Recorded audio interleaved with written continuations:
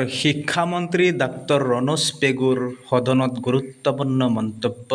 আজি 14 ছেপ্টেম্বৰ প্ৰাথমিক শিক্ষক নিযুক্তি আৰু শিক্ষক বদলিকৰণক লৈ গুৰুত্বপূৰ্ণ মন্তব্য কৰে। শুনো আহকচোন আজি বাজেটত ৰাজ্যৰ শিক্ষামন্ত্ৰীগৰাকীয়ে কি কৈছিল। প্ৰাথমিক শিক্ষা বৰ্তমান সম্পূৰ্ণৰূপে ষষ্ঠ অনুসূচীভুক্ত BTC প্ৰশাসনৰ অধীনত। তৎসত্বেও আমি শিক্ষা বিভাগে এটা সময় পাৰ কৰিলো য'ত জিৰ' টিচাৰ বুলি ইয়াৰ আগৰ বিধানসভাৰ অধিৱেশনতে বিভিন্ন মাননীয় সদস্যই প্ৰশ্ন উত্থাপন কৰিছিল।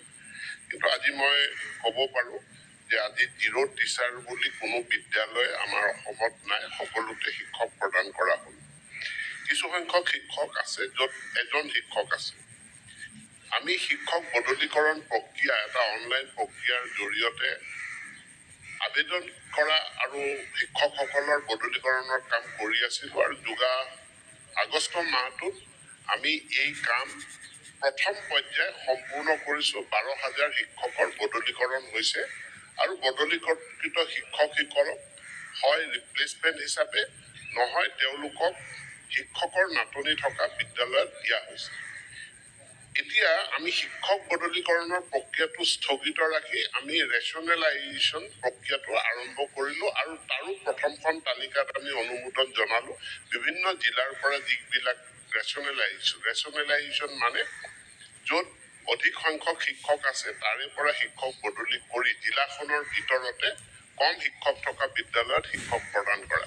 আৰু এই ৰেচনেলাইজেশ্যনৰ প্ৰক্ৰিয়াটো দুৰ্গা পূজাৰ এসপ্তাহ আগলৈকে এই প্ৰক্ৰিয়াটো চলিব আৰু এই প্ৰক্ৰিয়াৰ ভিতৰত আমি জিলাখনৰ ভিতৰতে শিক্ষকৰ বদলা বদলি কৰি এনেকুৱা এজনীয়া শিক্ষকৰ সমস্যা সমাধানৰ কাৰণে জিলাৰ পৰা অহা প্ৰস্তাৱখিনিত আমি অনুমোদন জনাম। এই প্ৰক্ৰিয়াটো সম্পূৰ্ণ হ'ব আৰু এইটো প্ৰক্ৰিয়া সম্পূৰ্ণ হোৱাৰ লগে লগে আমি আকৌ শিক্ষক বদলিকৰণৰ যিটো প্ৰক্ৰিয়া আছে দুৰ্গা পূজাৰ আগে আগে আমি তাৰো বদলিকৰণৰ আদেশবিলাক উলিয়াম আৰু ইয়াৰ দ্বাৰা প্ৰণালীবদ্ধভাৱে আমাৰ বিদ্যালয়ত যি শিক্ষকৰ নাটনি আছে এই নাটনি দূৰ হ'ব। নতুন শিক্ষক নিযুক্তিৰ ক্ষেত্ৰতো যিহেতু BTC প্ৰশাসনে শিক্ষকৰ নিযুক্তি কৰে, 6 শিডিউল এৰিয়াত মানে অট'নমাছ কাউন্সিলে কৰে। এতেকে তাত বিশেষ টেট পতাৰ যি আবেদন আছিলে অসম চৰকাৰে ইতিমধ্যে বিশেষ টেট সম্পূৰ্ণ কৰিছে। গতিকে 6 শিডিউল প্ৰশাসনে শিক্ষক বাছনি কৰা নিযুক্তি দিয়াৰ ক্ষেত্ৰত এতিয়া কোনো অসুবিধাৰ সৃষ্টি নহ'ব। যিসমূহ প্ৰপ'জেল আহিছে আমি অনুমোদন জনাইছোঁ।